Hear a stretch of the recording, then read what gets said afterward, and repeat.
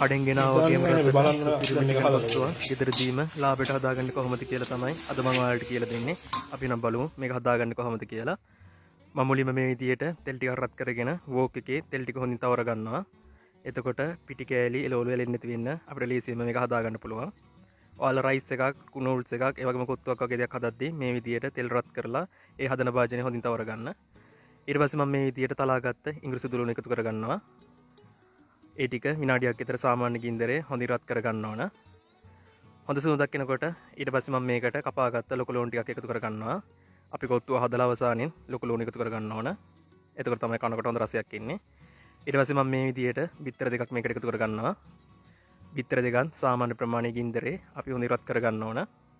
ඉතින් මම මෙතනදී දෙන්නෙක්ට ඇති වෙන එක ෆුල් කොත්තුවකට තමයි රෙසිපි එක දීලා තියෙන්නේ. ඔයාලා ගෙදර ඉන්න ප්‍රමාණය අනුව ඔයාලට අවශ්‍ය විදියට මේ දේවල් වැඩි කර ගන්න. බිත්තර ටික රත් වුණාම මම මේකට කපාගත්ත ගෝව එකතු කර ගන්නවා. ඒ වගේම කැරට් ලීක්ස් එකතු කර ගන්නවා. ඒ වගේම ඔයාලට කැමති නම් මාළු මිරිස් ඒ වගේම තව දේවල් එකතු කර ගන්න පුළුවන්. ඊට පස්සේ මේ ඔක්කොම ටික සාමාන්‍ය ගින්දරේ විනාඩියක් විනාඩි දෙකක් විතර හොඳින් රත් කර ගන්න ඕන. මේ වෙලාවේදී අවශ්‍ය ප්‍රමාණයට තෙල් දාගත්තොත් ලස්සනට මේක හදා ගන්න පුළුවන්.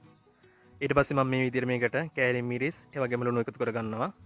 ඊට අමතරව උයාගත්ත චිකන් කෑලි ටික පොඩි කෑලි වලට කපාගෙන මේ විදිහට එකතු කර ගන්නවා. ඒක ඔයාලට කැමති විදිහට දාගන්න. මාළු එහෙම නැත්නම් ඉස්සදැල්ල උනත් එකතු කර ගන්න පුළුවන්. ඒකත් දාගෙන මේ විදිහට තව විනාඩියක් විතර මම මේක හොඳින් කලවම් කර ගන්නවා. එළවලු ටිකක් අමුයෙන් හැපෙනකොටත් ආසයි ඉන්නවා. එහෙමනම් මේ ටික අඩු වෙලාවක් රත් කරගන්න. මම දැන් මේ විදිහට මේකට සුක්කේට භාගයක් එකතු කර ගන්නවා. කඩේ රසටම රස ටිකක් වැඩිපුර හදා ගන්න ඕන නම් ඔයාලට මේක දා ගන්න පුළුවන්. හැබැයි මේක අත්‍යවශ්‍ය නැහැ.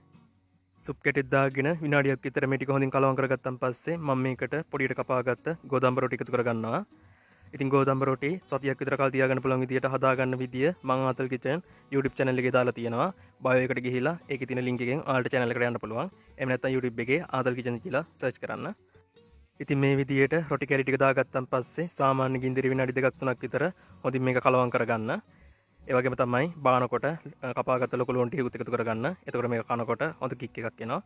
ඉතින් මේ රෙසිපි එක මේ වගේම ස්ටෙප් බයි ස්ටෙප් හරියටම කියලා දෙන ආතල් කිචන් channel එකේ ඔයාලට YouTube එකට ගිහිල්ලා ආතල් කිචන් කොත්තු කියලා සර්ච් කරන්න. හරියම රෙසිපිය මීටත් වඩා පැහැදිලිව ඒකෙන් ඔයාලට බලා ගන්න පුළුවන්. එහෙනම් ඉතින් ඔයාලත් මේක හදලා බලන්න. ගොඩක් ස්තුතියි මගේ වීඩියෝ එක බලුවට. තවත් රසවත් වීඩියෝ එකක් අරගෙන ඉක්මනට මෙන්න. එතකන් යාළුවෝ ටික හැමෝම පරිස්සමින් ඉන්න. හැමෝටම සුබ දවසක්.